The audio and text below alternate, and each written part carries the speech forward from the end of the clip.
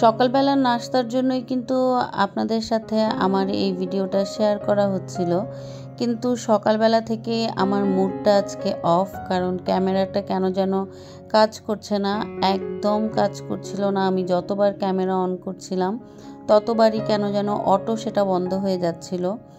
এই প্রবলেমটা আমার প্রায়ই হয়, এই জন্য অনেক ভিডিও মিসিং হয়ে যায়। তো আজকেও ভিডিওটা মিসিং হয়ে গেছে। এই চিকেনের কিমাটা আমি তৈরি করেছিলাম সকালবেলা নাস্তা খাওয়ার জন্য, সেটা পুরোপুরি আপনাদের সাথে শেয়ার করতে পারলাম না, সেই জন্য আমি আন্তরিকভাবে দুঃখিত। আসসালামু আলাইকুম, আমি Jannatul Ferdous Piya family bonding Bangla blog channel থেকে আরেকটা নতুন ব্লগ নিয়ে এসেছি। আশা করছি আমার আপু ভাইয়ারা সবাই যে যেখান থেকে বসে আজকের এই ভিডিওটা দেখছেন, আপনারা সবাই অনেক ভালো আছেন, সুস্থ আছেন। এই যে কিমাটা আমি তৈরি করেছি, কিমাটা কিন্তু মুরগির বুকের মাংস দিয়ে আমি তৈরি করেছিলাম। সাথে আমি আদা রসুন বাটা, সয়া সস, ওয়েস্টার সস, সামান্য পরিমাণ চিনি দিয়েছি। আর ভাজার সময় আমি এখানে ক্যাপসিকাম, পেঁয়াজ কুচি আর ধনেপাতা ব্যবহার করেছিলাম। তো ইচ্ছা ছিল কিন্তু আপনাদের সাথে পুরো রেসিপিটা শেয়ার করার, কিন্তু সেটা আমার আর হয়ে ওঠেনি। তো এই জন্য আমার মেজাজটা আজকে ভালো না, কারণ ভিডিও কিন্তু ইনস্ট্যান্ট করতে হয়। আর যখন ভিডিওটা আমরা শুরু করি তখন আমাদের কাজের মধ্যে থাকি, আর দেখা যায় যে এরকম একটা অহেতুক ঝামেলা যখন সামনে আসে তখন না পারি এদিকে যেতে, না পারি ওদিকে যেতে। তো ভিডিওটার জন্যও সময়টা অনেক নষ্ট হয়ে যায়, বাকি কাজগুলো করা যায় না। তো সব কিছু মিলে আমার আসলেই আজকে এই সকালবেলা মুডটা একদমই অফ হয়ে গেল। আমি যতটুকু পেরেছি আপু ভাইয়াদেরকে দেখানোর চেষ্টা করছি। আর যেই গ্রিন টিটা আমি দিয়েছি সেটা হচ্ছে গ্রিন টির যে পাতা, র পাতা, সেই পাতাটাই আজকে দিলাম। আর এই ধরনের পাতাটা কিন্তু সরাসরি আর চুলায় পানিতে দিয়ে ফুটিয়ে দিতে হয় না, খুব ভালো করে গরম পানি করে ফুটিয়ে তারপর এই চা পাতাটা দিয়ে দিলে অটো কিন্তু একটা সুন্দর কালার আসে, স্মেল আসে। আর এই ধরনের গ্রিন টি কিন্তু শরীরের জন্য অনেক ভালো। যে কোনো ধরনের গ্রিন টি শরীরের জন্য ভালো, টি ব্যাগ বলেন বা র গ্রিন টি বলেন, যে কোনো গ্রিন টি কিন্তু শরীরের জন্য অনেক বেশি উপকারী।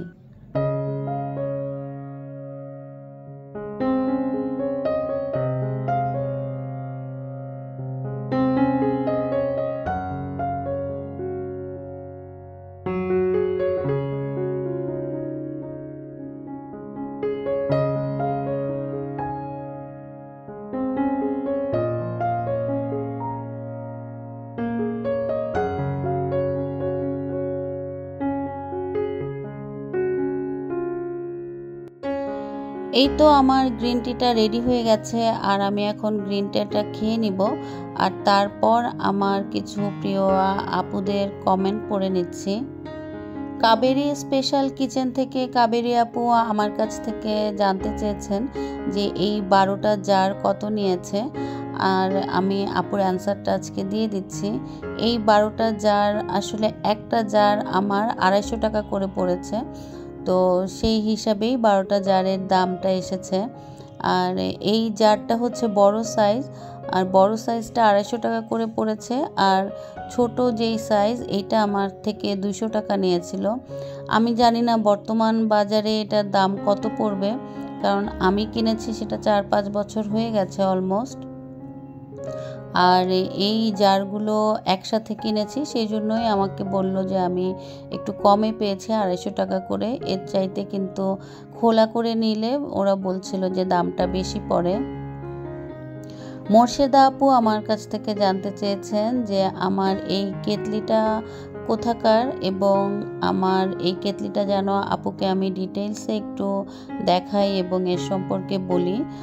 আর মোর্শেদা আপু, আপনার জন্য বলে দিচ্ছি যে এই কেতলিটা হচ্ছে শার্প কোম্পানির। আর এই কেতলিটা আমার দেশের বাইরে থেকে আনা হয়েছে। বাংলাদেশে কোথায় পাওয়া যায় হয়তো শার্পে গেলে পেতে পারেন। আর এই কেতলিটা হচ্ছে অটো, সুইচ অফ হয়ে যায়। আমি অন করার পর যখন পানিটা গরম হয়ে যায় তখন অটোই এটা অফ হয়ে যায়, আমাকে আর এসে অফ করতে হয় না।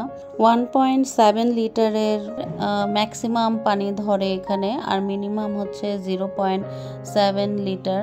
তবে এখানে মিনিমাম যেটা বলছে সেটা আমি একটু ক্লিয়ার করে দেই। এই মিনিমাম মানে হচ্ছে যে আপনি যে পানিটা গরম করবেন সেই পানিটা মিনিমাম 0.7 লিটার হতে হবে। এর নিচে যদি পানি দিয়ে আমরা গরম করতে যাই তাহলে কিন্তু পানিটার জন্য এই কেটলিটা নষ্ট হয়ে যেতে পারে বা জ্বলে যেতে পারে। তো পানি একটু অর্ধেক অবস্থায় দিয়ে তারপরে আসলে যে কোনো ইলেকট্রিক কেটলিগুলোতে পানি গরম করা উচিত। আপুদের প্রশ্নের উত্তর দিয়ে চলে এলাম আপনাদেরকে আজকে আমার শপিংটা দেখাতে। পছন্দের কিছু শপিং করেছি, আর সেটা আপনাদের সাথে না দেখালে তো হয়ই না। তো সেই জন্য আপনাদের সাথে আজকে আমার পছন্দের পাতিলটা দেখাতে আসলাম। আমি হানিকম্বের পাতিল কিনেছি, আর এই পাতিলগুলো ইদানিং এত বেশি এসেছে আর এত বেশি চোখে পড়ছে যে লোভ সামলানো দায় হয়ে গেছে। আর যে কোনো জিনিসই বাংলাদেশে যখন প্রথম আসে তখন কিন্তু সেটা অরিজিনাল আসে, তারপর আস্তে আস্তে এটা ডুপ্লিকেট বের হয়ে যায়, যেটা অলরেডি বাংলাদেশে চলেও এসেছে ডুপ্লিকেটটা। তো আমি আজকে আপনাদের সাথে একটু অরিজিনাল যে পাতিল সেটা দেখতে কেমন এবং কি ধরনের হয় সেটা একটু শেয়ার করছি। এই তো পাতিলের ঢাকনাটা আমি দেখানোর চেষ্টা করলাম, আর কোন কোম্পানি সেটাও দেখিয়ে দিয়েছি। আর এই হচ্ছে আমার হানিকম্বের যে পাতিল সেটা, এটা 28 ml এর পাতিল। আর এই পাতিলটা কিন্তু পেছন সাইডটা একটু দেখিয়ে দিচ্ছে আপনাদেরকে। সামনের উপরের দিকে যে এরকম খাঁচকাটা হানিকম্বের মতো, পেছন দিকেও কিন্তু এরকম নকশা করা ডিজাইন করা আছে। এবং এটার যে নটগুলো, এই নটগুলো কিন্তু অন্য ধরনের, একটু স্ক্রু টাইপের। এইটাই হচ্ছে অরিজিনাল হানিকম্ব চেনার বা বোঝার আরেকটা উপায়। এই স্ক্রু টাইপের এই জিনিসগুলোই কিন্তু অরিজিনাল হানিকম্বের পাতিলে আপনারা পাবেন, যে কোনো পাতিলেই। আর এই হানিকম্বের পাতিলগুলো কিন্তু অনেক হেভি হয়। যত বেশি ওয়েট আপনারা পাবেন পাতিলে ততই কিন্তু এইগুলো পাতিল ভালো পড়বে। আর যে কোনো ননস্টিকের পাতিল যদি আপনারা ভারী দেখে বা ওজন দেখে কেনেন, সেই ধরনের পাতিলগুলোই কিন্তু অনেক বেশি লং লাস্টিং হয়, এবং সেই ধরনের পাতিলগুলোই কিন্তু অরিজিনাল পাতিল। আর এটা যখন আমি দেশের বাইরে শপিং করতে গিয়েছিলাম তখন ওখানকার একজন আমাকে এই কথাটা বলেছিল যে যত বেশি ওয়েট হয় তত বেশি পাতিলগুলো টেকসই হয় এবং ভালো হয়। এই পাতিলটা কিন্তু অনেক ওয়েট, আমার ওজনটা মানে পাতিলটা আপনাদের সাথে দেখাতে গিয়েও ভারী লাগছিল। আর ঢাকনা সহ তো পাতিল ওঠানোই যায় না এক হাতে, এরকম ওজন থাকে।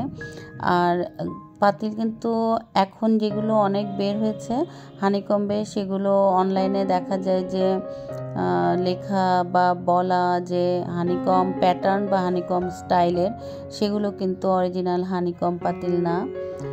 আর এখন আমি আপনাদেরকে আরেকটা পাতিল দেখাচ্ছি, মেলামাইন কোটিংয়ের পাতিল।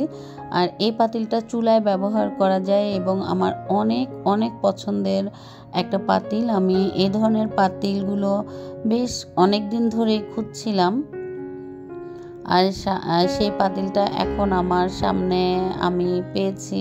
চোখের সামনে পড়ার সাথে সাথে কবে কিনবো শুধু সেটার অপেক্ষায় ছিলাম। কিনেছি আমি অনেক আগেই, 2-2.5 মাস আগেই আমি কিনেছি, তবে আপনাদের সাথে আজকেই দেখানো হচ্ছে। মেলামাইন কোটিংয়ের পাতিলগুলো কিন্তু অনেক বেশি টেকসই হয় যদি সেগুলো ভালো পড়ে। আর এটার চারপাশে, ঢাকনার চারপাশেও গোল্ডেন কালারের একটা প্রলেপ দেওয়া আছে। আর এই তো চারপাশে যে ফ্লাওয়ারগুলো আছে এগুলো কিন্তু অনেক সুন্দর আর খুবই টেকসই।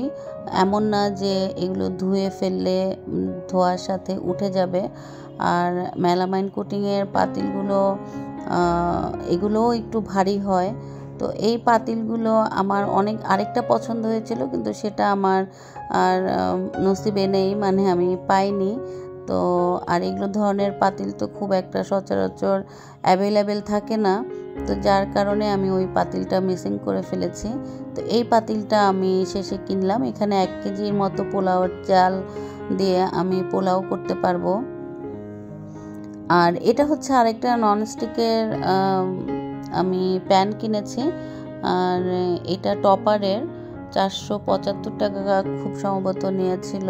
আর এটাতে আমি ডিম ভাজি বা ছোটোখাটো মাছ টাছ ভাজি টাজি করতে পারবো, সেই জন্য নিয়েছি। দেখতে ভালো লেগেছে, ভেতরের কোটিংটাও মজবুত লেগেছে, তো সেই জন্য আমি আসলে এই ধরনের পাতিল কিনেছি। অনেকের কাছে প্রশ্ন আসতে পারে বা মনে হতে পারে যে আমার বাকি যে হানিকম বা আমার যেই মেলামাইন কোটিংয়ের পাতিল সেগুলো কত নিয়েছে। হানিকম্বের পাতিলটা আমার 3800 টাকা নিয়েছিল, আর মেলামাইন কোটিংয়ের যে পাতিল সেই পাতিলটা আমার 4500 টাকা নিয়েছে।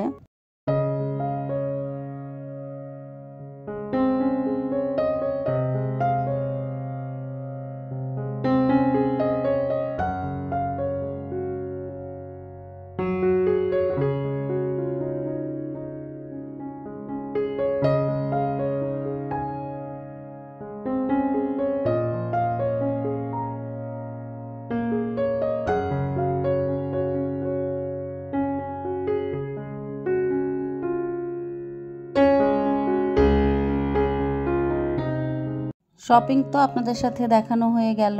আর তারপর আমি আপনাদেরকে আরেকটা জিনিস দেখাচ্ছি, সেটা হচ্ছে চাচা আমাদের জন্য আবার মাছ নিয়ে এসেছে। তো কাতলা মাছ, রুই মাছ আর পাঙাশ মাছ, 3 ধরনের মাছ এনেছে।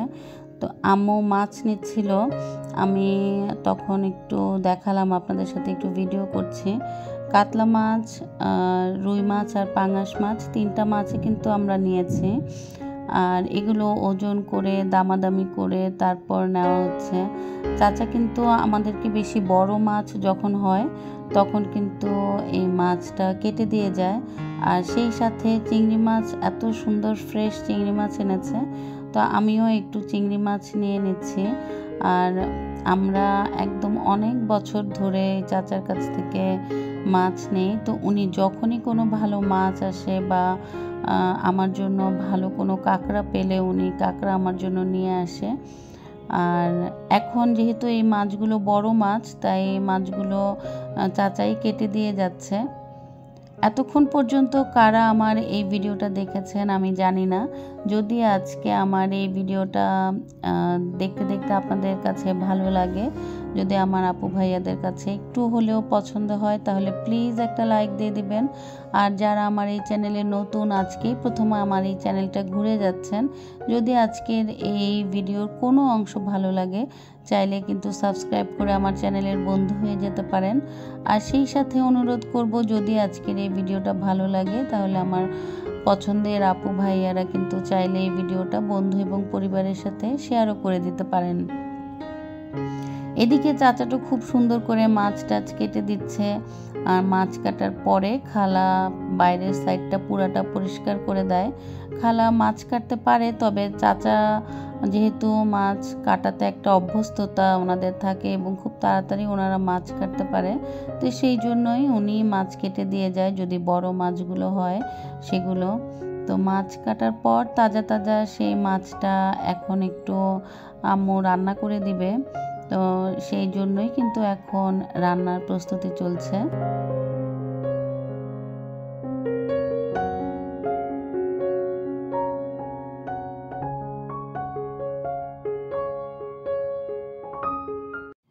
এইদিকে আম্মু যেটা করছে সেটা হচ্ছে মাছটা তো ভাজি করবে, তো সেই জন্য প্রথমে লবণ আর হলুদ দিয়ে খুব ভালো করে মেখে নিচ্ছে, সাথে একটু মরিচের গুঁড়াও দিয়ে দিয়েছে।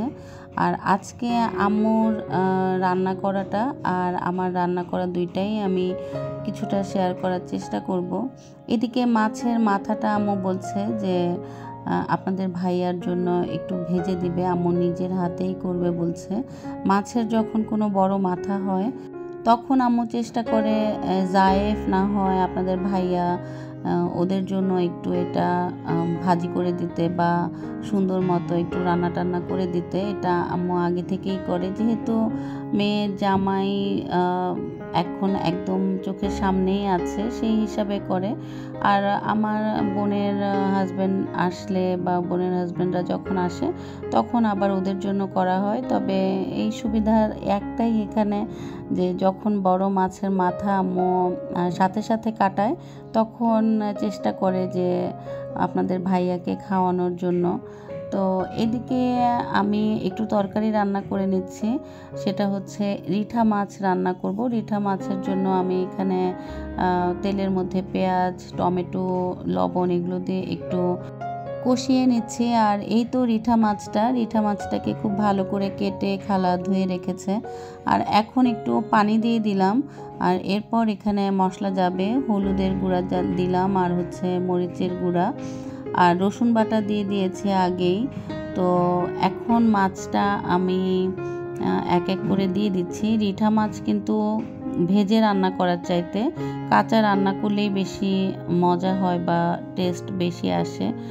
আর রিঠা মাছটা আমি রান্না করে দিয়ে তারপর আমি আসলে চলে যাব আমার বড় ছেলেকে স্কুল থেকে আনতে, জায়েফকে, কারণ ওর ছুটি হওয়ার টাইম হয়ে গেছে। তো তারপর যেই ভিডিওটুকু আসবে সেই ভিডিওটুকু আসলে আমার ছেলে জাওয়াদ আর ওর নানি মিলেই করেছে টুকটাক করে। তো ওরা ওদের মতো করে আসলে ভিডিওটা করেছে, খুব যে একটা ভালো করে ভিডিও হয়েছে সেটা বলবো না, আমি যতটুকুই করেছে ওরা দুজন মিলে ততটুকুই আমি শেয়ার করার চেষ্টা করব। এদিকে আমার রিঠা মাছটা কিন্তু প্রায় কমপ্লিট হয়ে গেছে, আমি লেবু পাতা দিয়ে আর কাঁচামরিচ দিয়ে কিন্তু রিঠা মাছটা নামিয়ে ফেলেছি। এই হচ্ছে আমার ছোট ছেলে মানে জাওয়াদ আর আম্মুর ভিডিও করাটা। এখানে কিছু অংশ আছে কিছু অংশ নাই, মানে জাওয়াদ যতটুকু পেরেছে আম্মুকে হেল্প করার চেষ্টা করেছে, আমি কিন্তু ছিলাম না। তো যাই করছে সেটা একটু আমি সেইভাবে বলে দেই।